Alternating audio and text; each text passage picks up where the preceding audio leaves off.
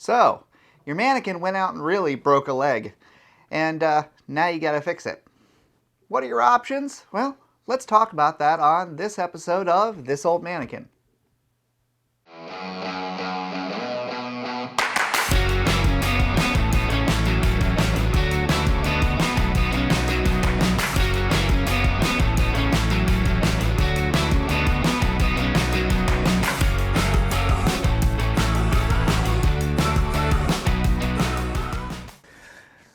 Sometimes we go into the lab and we find things broken, and sometimes we don't notice it for a while, but the ankles of certain things, mannequins and people and necks of mannequins, can break. And so what are you going to do about that? And I hear a lot of people talk about, that happens, and we've seen all kinds of different repairs, but we're going to talk about some of your options today. And the number one best option, the real option of what to do, is to order the correct parts from the manufacturer.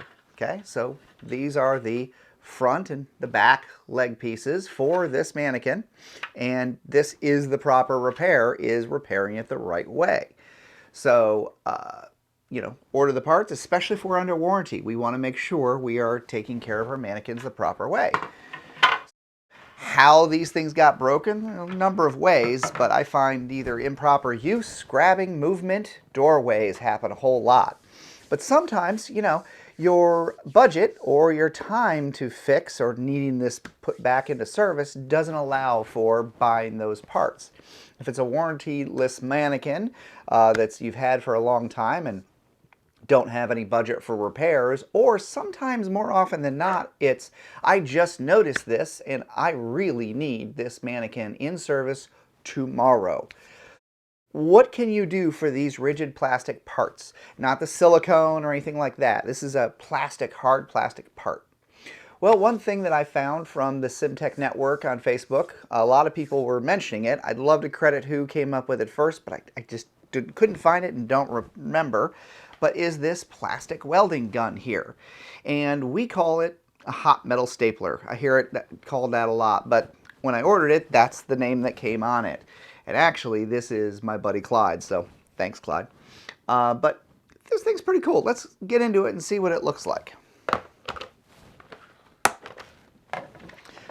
This is the actual tool itself, where it's got a nice trigger and it's got these two big probes that come off, and your hot metal staple goes into them. You want to put them in there, seat it in nicely, and it heats it up to a red hot glow. How you know it's ready to go. And then what you're going to do is you're going to embed it into the plastic, crossing the crack at least 2 times, as many as you can get out of that staple, and you're going to release the trigger and do a 3 count. Because if not, it's so liquid that you're just going to pull that staple right out. So you're going to push it in, release the trigger then count to 3, and then it should pull right out, and that should be the fix. But let's plug this in and look at the rest of the parts that come with this.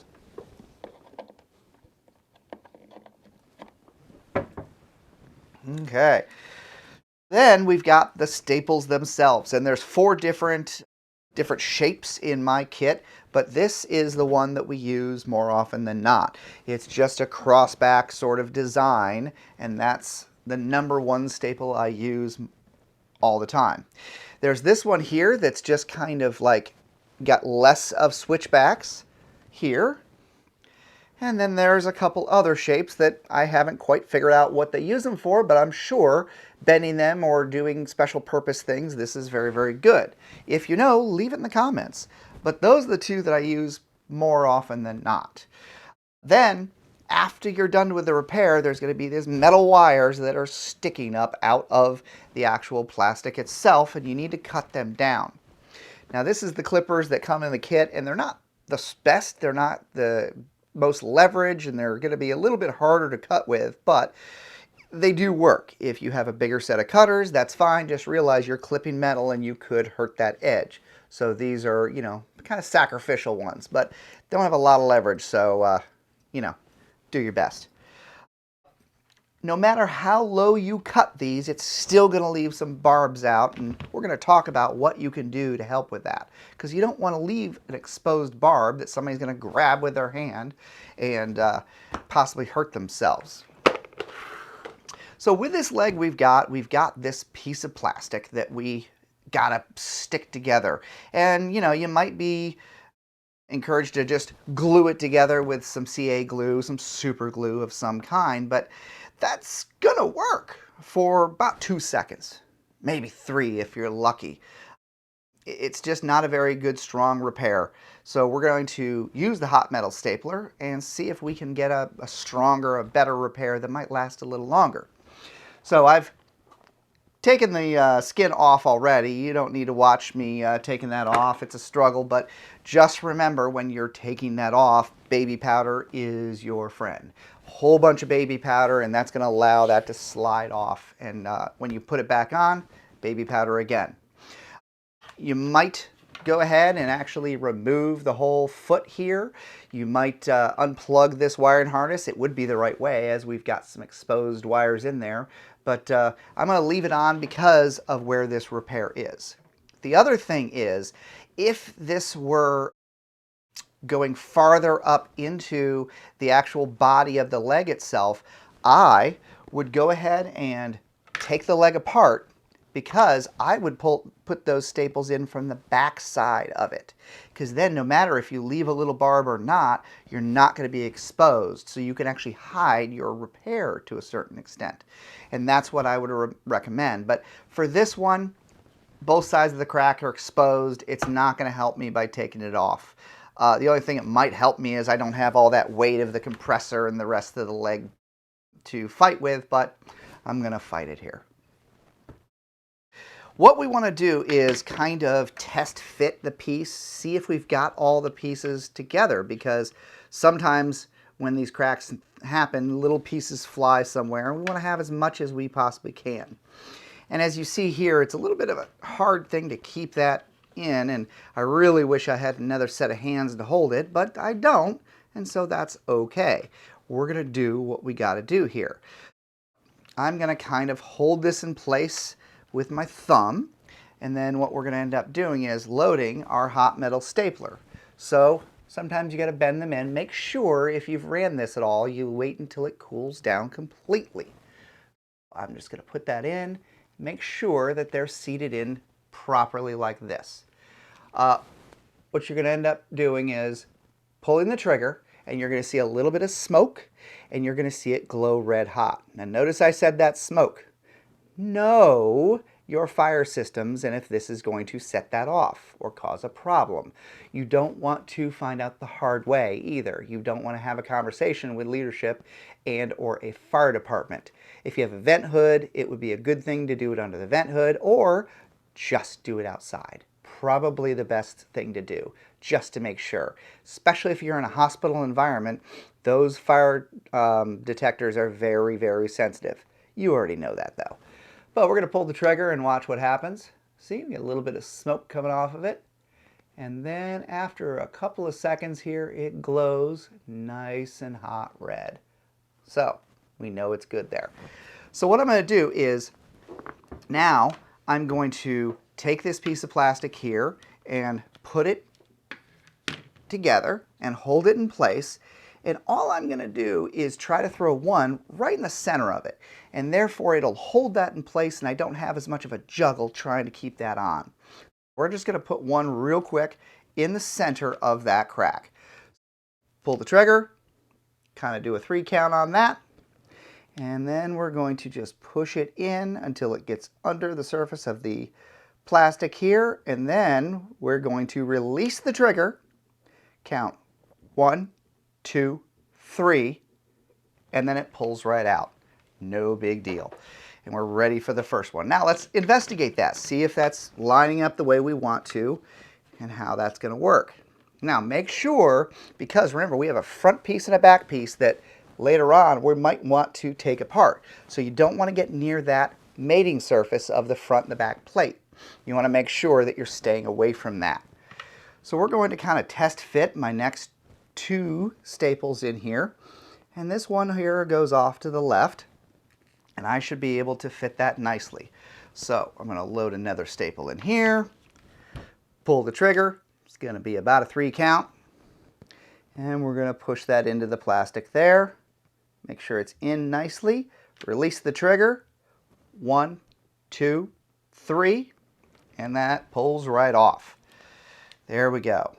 Now I'm going to test fit this other one here, and the only problem I see is one of the barbs, the rightmost barb on here, is kind of going to be in the way. What I'm going to do is I'm going to go ahead and get a paper towel and clip that top off. The reason I'm going to use a paper towel, and I'd probably use a cloth if I were you, is when I cut that off, it's going to go all across the shop, and it's going to end up in somebody's foot, somebody's hand, something. It's going to happen. So if I cover that, clip it, it should retain that piece of metal that we can properly dispose of.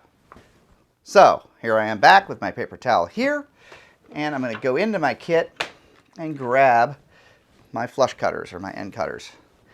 And then what I'm going to do is cover with the paper towel, get my clippers onto where I'm going to cut it. Takes a little bit of effort. There we go. I got that little piece there, and now I'm going to throw it away. So I cut that as flush as I can get it, and now I'm going to take this next staple here and measure, make sure it's going to fit. And yeah, it'll go right over that barb and should fit nicely.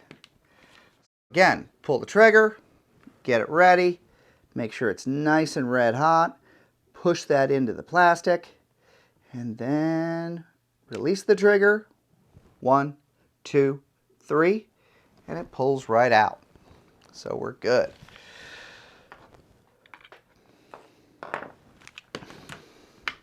So now I've noticed that on the back piece, there's a couple of cracks in here. And if you look real careful and you flex it just a little bit, you're going to see a couple of those cracks. So while I'm here and I've got the tool all out, I'm going to kind of measure where I can put that in and how that's going to look. And yeah, if I put that right there like that, it should cross both those cracks and keep them from going on. So I've got it in there. I'm going to pull the trigger, get it nice and red hot. I'm going to push it into the plastic. I'm going to release the trigger. 1, 2, 3, and it pulls right off. Good. Looks like I've got that all in there, and the metal gives it some good structure. It melts the two halves together, gives it good fixing. It's going to hold for a while. It's going to be hopefully close to as strong as it was if it was brand new.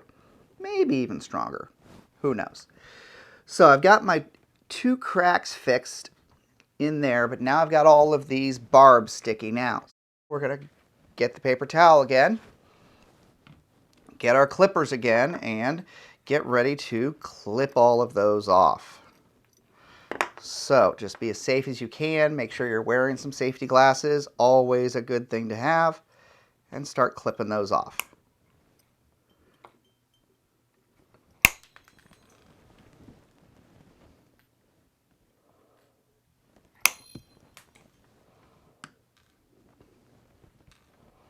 Okay, got all of those clipped.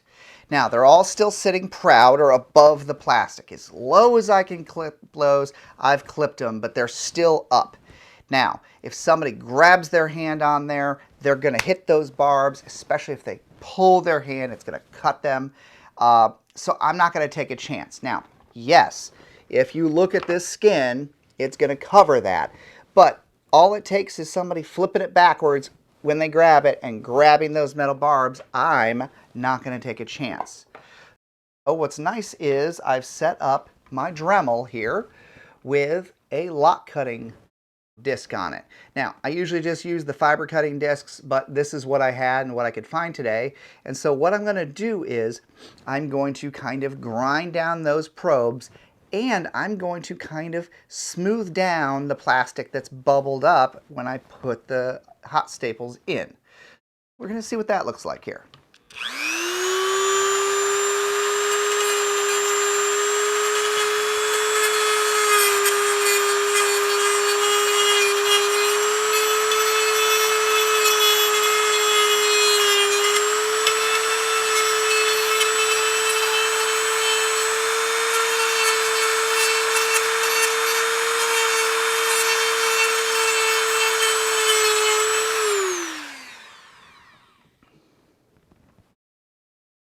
everything kind of smoothed down, I'm going to take my finger and just kind of run it over that, and I'm going to see if there's anything still sticking up, and that feels pretty darn good. Now we could stop there, but honestly what I'm probably going to do is, after we get done shooting here, is there's a crack still on the back side, and I'm going to probably go in with a little super glue. Is it overkill? Probably, but that's kind of my thing. I'm flexing it. I notice it's going to, it's pretty darn strong. It's going to probably do that repair, but I'm going to add a little bit of super glue, make sure we don't get those two mating surfaces super glued, so just be careful with it. But other than that, that's how I'm going to fix this with the hot metal stapler. It works so darn well. I honestly keep this and use this all around the house. The leaf blower attachment to my lawnmower had a big old cut straight down it, and this thing, I just used that to practice and get good at it, and boy, it fixed it right up, saved me from having to throw that away and buy a new one. These things are pretty awesome. I think you'll see that you probably should have one in your shop. Won't use it all the time, but it works pretty darn well. So stay tuned for the crazy fix with a crazy arm, or crazy leg, that our friends at Parkview donated to us. That will be on the next episode of This Old Manikin. For now, thanks for watching. I appreciate it, and we'll see you in future episodes. Thanks for a lot.